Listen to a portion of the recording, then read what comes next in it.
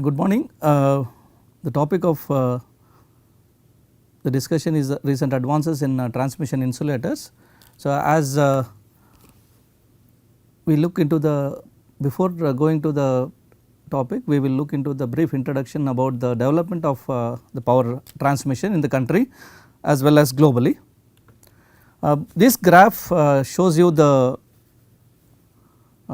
growth or the development of the power transmission across the globe, where you see at an increasing about 3% per year, the voltage the transmission voltage has been seen increasing since 1900s. So, presently we are in the country operating at 765 kV levels, and at 1200 kV experimentation is also in progress. This is how the transmission technology which is developed in the country. So, this graph shows since 1977, where we were operating at 220 kilovolts.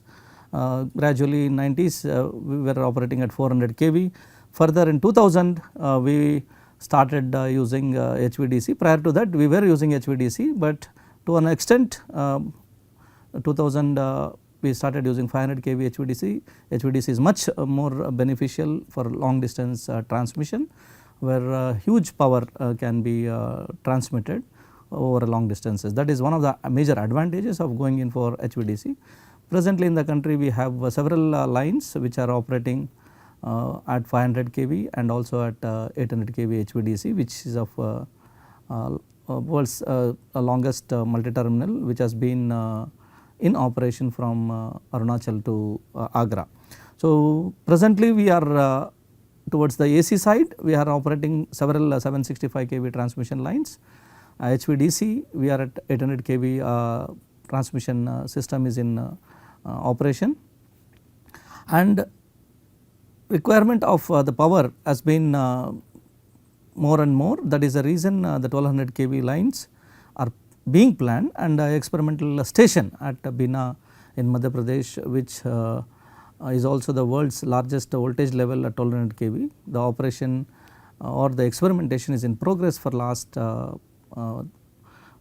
to 6 years by various private manufacturers, government organizations, and the public sector industry. So, the transmission, when you look into the transmission standard operating voltages across the globe, so the voltages adopted for transmission, particularly for bulk power, have to conform to the standard specifications for all the which are to be formulated in all the countries. As this is very important, because the manufacturers and the utilities will have to be following these standards, which is a very necessary part, particularly in view of the import, export, and also useful to the domestic manufacturers. In India, as per the Indian standards, line to line voltages adopted are as the following. We have a nominal system voltages and also the maximum operating voltages. So, the nominal operating voltages are shown for 132 kV, the maximum operating being 145 kilovolts. Similarly, for 220 it is 245, and for 400 kV it is 420 kilovolts, and for 765 it is 800 is the maximum operating voltage. Similarly, for 1200 kV maximum voltage, 1150 is the nominal system voltage. So, what does this give? This maximum operating voltage specified here in no case that should exceed any part of the system, because the insulation levels are designed for any equipment. It could be the transmission components or the substation equipment or any other operating at these voltages have to adhere to these insulation levels, and this design is being based on these values.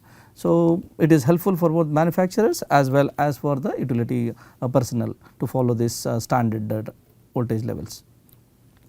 So, when you look into the graph or the chart here which is presented, this gives a very clear idea of the power intensity in megawatt per meter for different voltage levels. This gives an idea like for 132 kV system, what should be the right of way, that is a tower, the clearances from the midpoint of the tower to the either side. So, the right of way for a 132 kilovolt system is 27 meters, and what could the capacity which it can transfer the power, it is somewhere between 70 to 80 megawatts. So, you can look into this as the voltage level increases, the right of way also increases, the tower height also increases, and the capacity to transfer the power could also be much advantageous in going in for very high voltages. So, you say in case of a 765 kV system, the right of way, a minimum right of way required is somewhere around 64 meters, and the power transfer can be 2500 to 3000 or 2500 to 3000 megawatts. This is the power which could be transmitted. So, but for the same voltage level, when you look at plus minus 800 kV DC, so the right of way and the power transfer capability for DC is much higher when compared to the AC level. That is one of the advantage of going in for long distance transmission, apart from several advantages. So, you can transfer the bulk power anywhere between 6000 to 6500 megawatts in case of 800 kV system, and that is being the advantage. So, this gives an idea the minimum right of way for a towers to be followed for a voltage levels, and the capacity of the transfer of power which takes place at various voltage levels.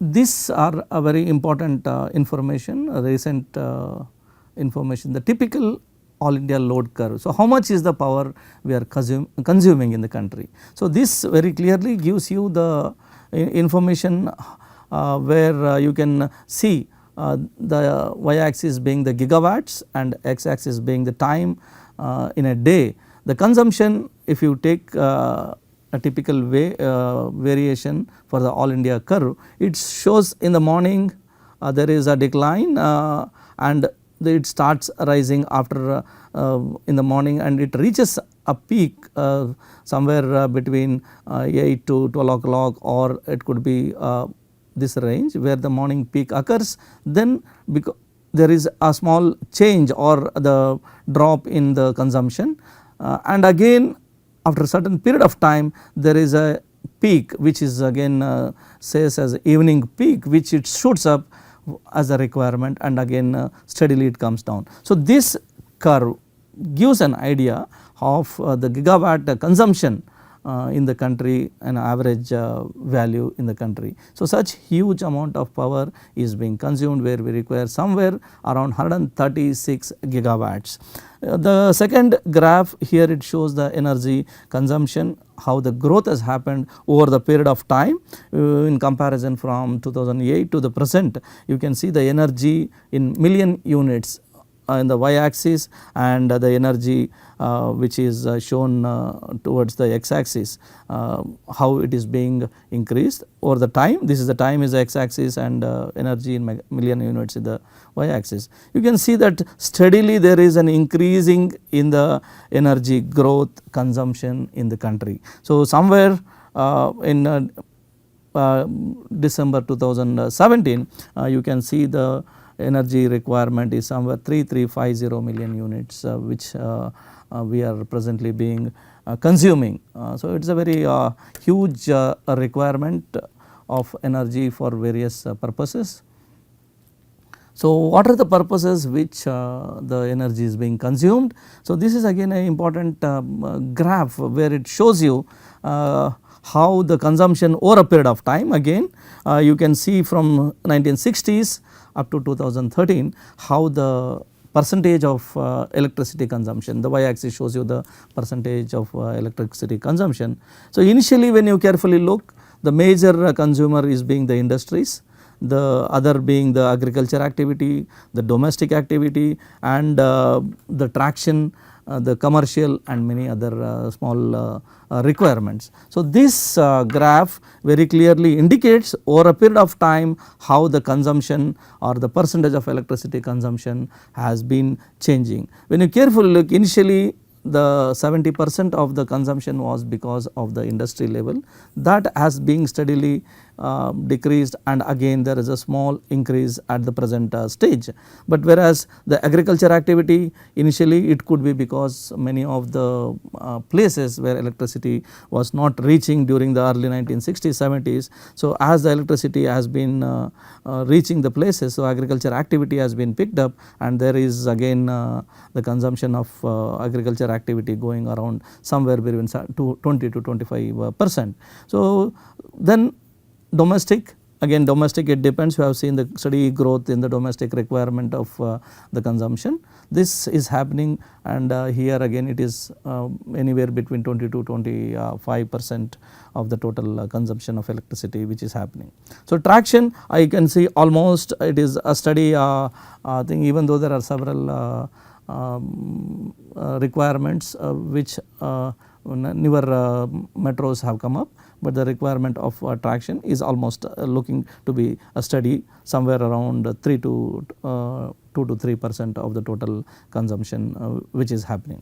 So there are other units which also consume this, could be many other activities which electricity consumption is being carried out. So this gives the broader information about the percentage of electricity consumption for various loads. So very important information. So now looking into the requirements, when you have an entire country which is being linked, and in India the transmission network has been steadily growing over a period of time. Several initiatives by the government of India has been taken up and to see that the electricity reaches all the corners of the country. So and not only the electricity reaching the large and it has to see that the generation points which are located depending upon the resources availability. So these generation points to the load centers, the transmission plays a very important part. So this transmission has to be done over a very long distances, and the distances, in case it exceeds a certain limit of say 400 kilometers, economically and technically it is much better to go in for HVDC systems. So we are also having several HVDC transmission lines in the country.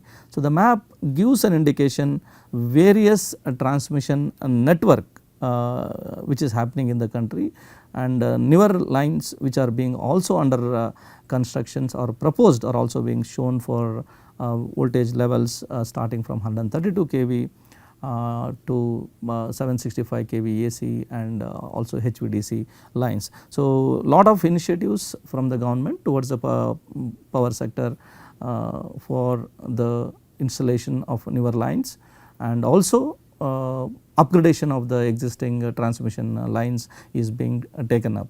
So very important information. And when you looked earlier about the entire nation, the network which was spreading, I mentioned about the availability of resources that plays a very important role in setting up the generating units, and later on the transmission which happens through the transmission network. Here again the depends upon the transmission, again it is mainly on the operation of the grids. We have in the country presently a single grid since December 13. We have which we call as one nation one grid, which operates at one frequency. But when you just look back, we were operating at 5 regional grids: the northern region, eastern region, western, southern and northeastern region. These were the 5 grids which are being operated. Here when you look into that, the peculiarities happen to be different for each region. So that is the reason we had to go in for a single grid, which would be much helpful for the entire operation of the country. You can see the northern grid particularly which shows mainly the snow fed region here, which is highly weather sensitive loads and also adverse weather conditions. So the fog and dust storm are more during the monsoon and conditions there. In case of northeastern region, very low load, not many industries are available, but very high hydro potential. So, several rivers are there, you have lot of hydro potential where you can generate hydropower in this northeastern region. But there is an evacuation problem. When you carefully look here, a small space which from the northeastern towards the eastern region, you have somewhere around 24 to 25 kilometers is the small space or where you have. So, the evacuation from northeast to the main grid is a really challenge to transfer the huge amount of power.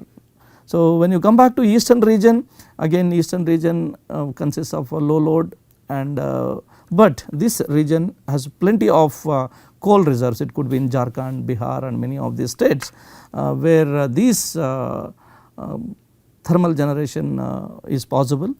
Lot of coal reserves are available abundantly. So, similarly the western region, you see lot of industrial load and agriculture activity which is happening in Maharashtra, Madhya Pradesh and many of these aspects. And in the southern, you can see there is a high load, that is more than 40% of the agriculture load in the southern region, and mainly the rivers which are available. Again it depends on the monsoon. So, the hydro generation typically depends on the availability of the flow for the generation of hydropower. So, that is the reason where we have resources at some particular places, requirement major requirement at many other states. So, here the transmission system plays an important role. The generation stations the could be of thermal, nuclear, hydro or recently the wind and renewables.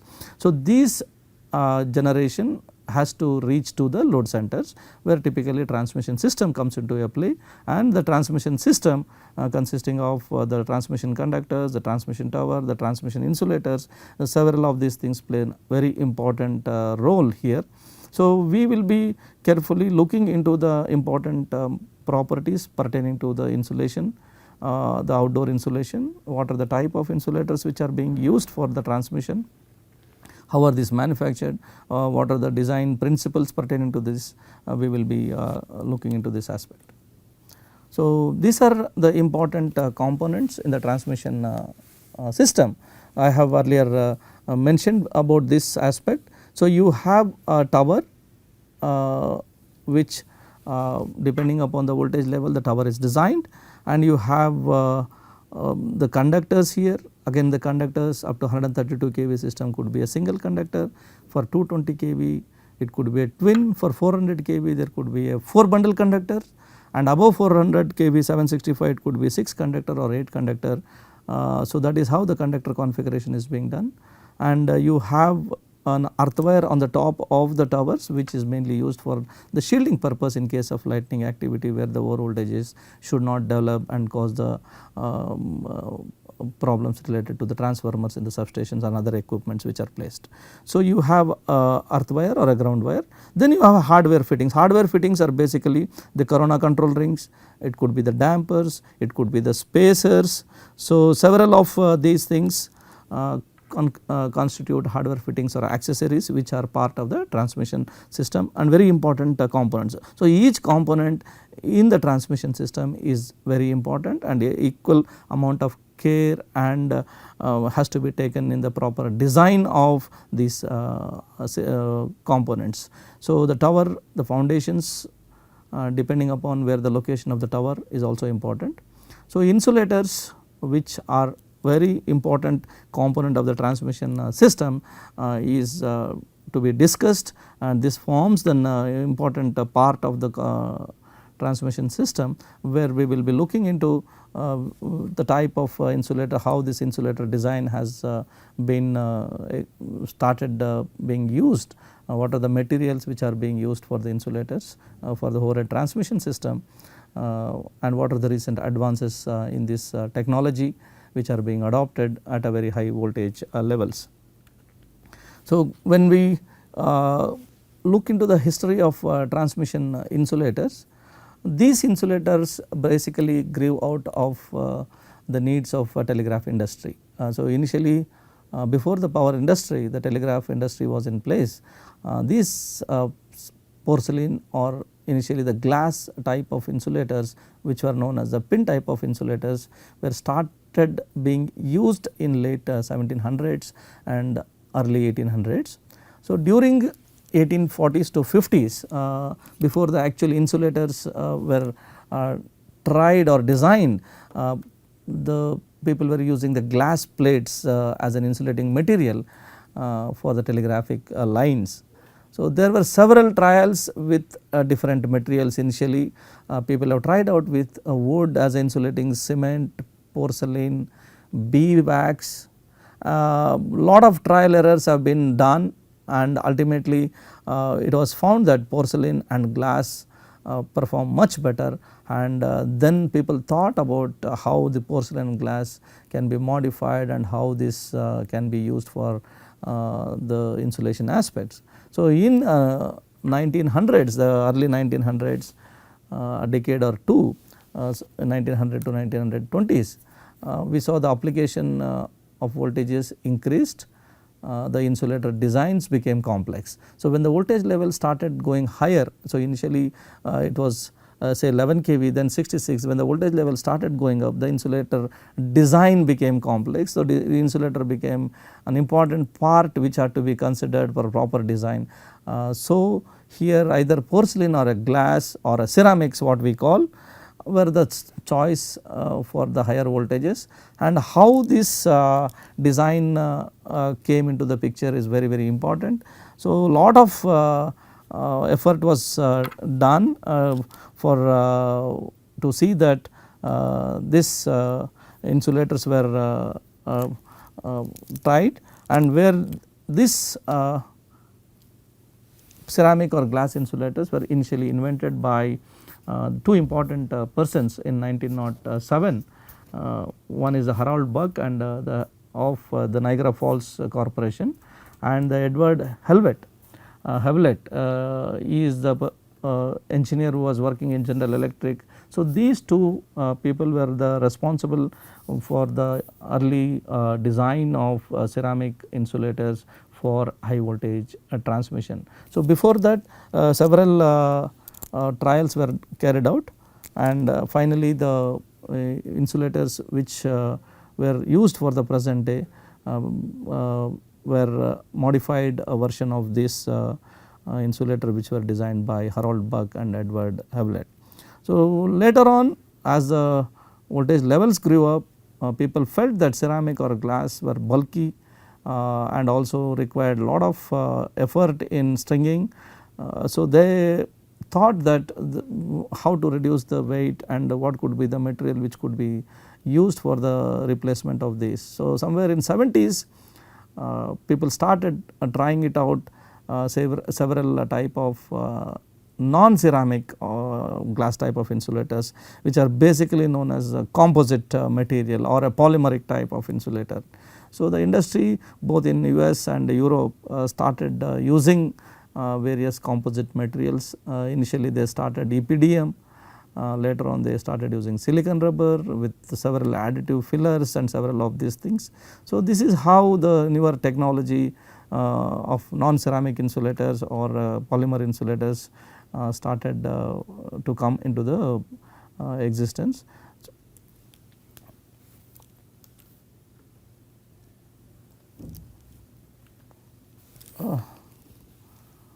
So, before going into the actual insulating part of the ceramic, glass or a polymer insulator, we would discuss about how these insulators are manufactured.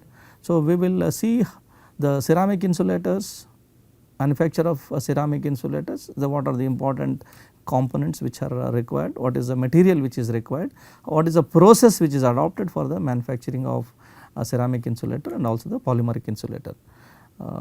So, today we will stop here. Thank you.